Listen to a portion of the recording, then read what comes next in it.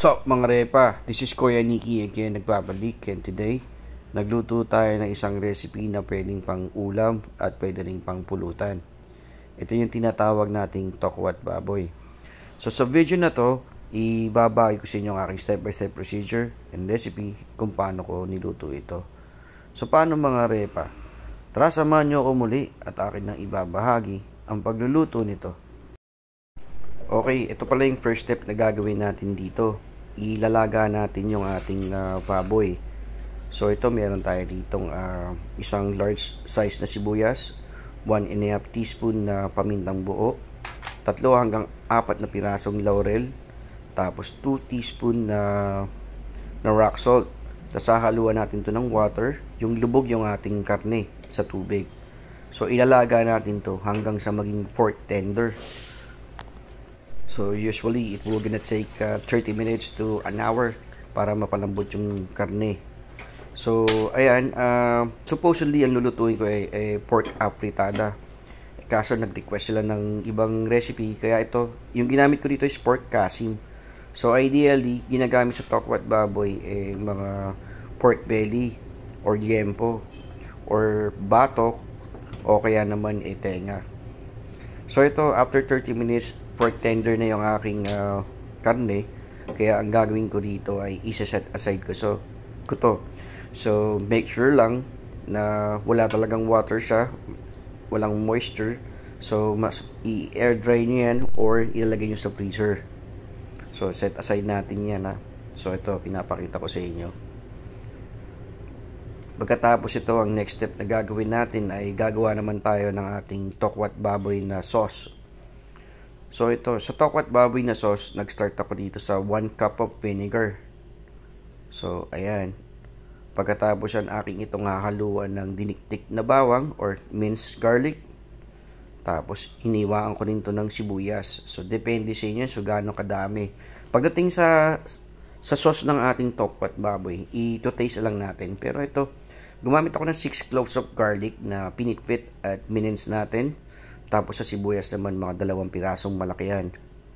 Pagkatapos siya, naglagay rin ako dito ng dahon ng celery. So ito kasi para hindi naman talaga parang magmistulang sausawan lang siya. Talagang parang pang tokwat baboy na sauce. Hinaluan ko nito. Tapos hinaluan ko rin siya ng tubig, mga 1/2 cup. Tapos ito, meron tayong siling haba or siling pangsigang. So depende sa inyo yan. Kung gusto niyo na sobrang anghang, dagdagan nyo rin ng siling labuyo. So ito, ina-adjust ko siya according to my preferred taste. So medyo nakulangan ako kaya nagdagdag ako ng soy sauce. So yung soy sauce ko mga 1 to 2 tablespoon. Tapos ito, Knorr seasoning. Yung Knorr seasoning ko nagpapa-umami taste siya para maglasang parang pang restaurant. Tapos ito, naglagay ako ng 2 tablespoon of brown sugar. Tapos a teaspoon of ground black pepper. So kung ayaw nyo naman ng sobrang tamis, kahit isang kutsarang asukal okay na yun. But kung gusto nyo sobrang tamis, dagdagan nyo pa. So according to your taste, yung pagtimpla nyo.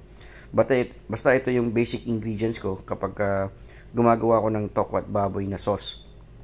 So ito, nag-add pa ako further ng water kasi medyo natatapangan sila sa lasa ng suka. At dinagdagan ko pa ng konting toyo to para yung color niya medyo dark ng konti. So ang kakalabasan ng lasa nito, imagine niyo dati nung kumakain kayo sa Barrio Fiesta, pag sinasawsaw niyo yung crispy pata, ganun yung lasa ng timpla ng sauce na to. So ito yung sinet aside natin na pinakuluan natin na pork kasim. So pagkatapos natin yan nilagay sa freezer, titimplahan ko naman to ng rock salt. So yan, so nasa sa inyo yan. May iba naman nagtitimpla dito ng magic sarap, may iba naman nagtitimpla ng bechin. Pero sa akin rock salt lang will do kasi 'di ba, kukuha pa rin tayo ng lasa dun sa sauce natin. So iniisa-isa ko lang yan. So again, technically ang ng tokwat baboy, ang ginagamit nila tenga. Yung iba pa nga hindi nila piniprito, talaga nilalaga lang nila. At nag-originate daw to sa Cavite. Kilawin, pero naging tokwat baboy, naging ganun na siya. Ay hinaluan na ng tokwa. So yan, pinapakita ko lang sa inyo na hinaluan ko pa rin siya ng rock salt. So So, ako nirarab ko lang ng konti as long as parang feeling ko nalagyan ko na lahat yung surface ng ating pork, okay na yon. So, ganyan yan mga repa. Next step natin dito ay tayo magpiprito. So, ito, hindi ako nag-deep fry dito kasi malang mantika nagtitipid tayo So, ayan, ganyan lang ginagawa natin. So, by batches ang pagprito ko dito.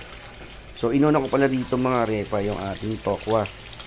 So, yung tokwa natin, ginawa ko dito, hindi ko siya sinobrang tusta. Kasi, ang mangyayari nito, pang-ulam to So, pag lumamig yung ating piniritong tokwa at saka baboy, baka tumigas. So, ako, hindi ko masyado siyang tinusta. Same with the pork. So ito, nag-start muna ako dito sa medyo mahinang apoy kahit nasa boiling point na siya. In that way, hindi ako talsikan. So pagka nagpipito kayo ng lechon kawali or pork, make sure natatakpan niyo yan kapag nailagay niyo lahat kasi pumuputok yan So ayan, probably 8 minutes of frying, or tingnan niyo na lang physically yung appearance kung okay na ba yung inyong pork. So ayan, from time to time, pagka narinig nyo na hindi na masyadong puputok, hindi na masyadong nagbabubbles, ibig sabihin nun, paluto na ang inyong pork. So pwede nyong baliktarin yan kung syempre yung per side yung pipituin nyo dito So ayan, ganyan. Hindi ko siya masyadong lulutuin ng todo kasi nga pagka lumamig to baka tumigas. So, ganyan lang ang pagkaprito natin dito. Okay mga repa, so hindi ko pala nakunan dito yung paghiwa ng pork tsaka ng ating tokwa. So, hiwain nyo lang yan according to your preferred sizes.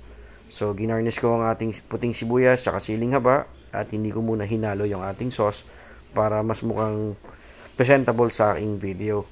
So, sa mga di pa nagsasubscribe, baka pwede na mag-subscribe and hit the notification bell para updated kayo sa aking mga videos.